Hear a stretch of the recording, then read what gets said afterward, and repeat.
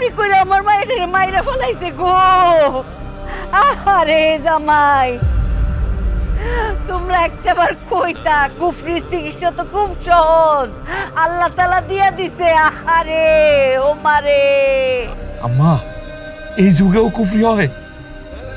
হয় রে জামাই, কুফরি অনেক আগেও ছিল, কুফরি এখনো আছে, কুফরি সারা জীবন থাকবো, যতদিন শয়তান বাচ্চা আছে কুফরি থাকবো।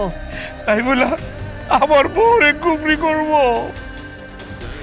আরে জামাই, এটা তো আমার সহজ সরল কলজার টুকরা মাইয়া, একটা সাধারণ মানুষ। স্বয়ং আমাদের নবীজি কুফরিতে আক্রান্ত হয়েছিলেন। উনি 6 মাস কুফরিতে আক্রান্ত ছিলেন। ওনাকে আক্রান্ত করছিলেন লাবিদ বিন আসাম। তখন সূরা ফালাক আর নাস নাজিল হয়। একটাবার যদি বুঝতা, একটাবার যদি কইতা, কুফরির চিকিৎসা তো খুব সহজ।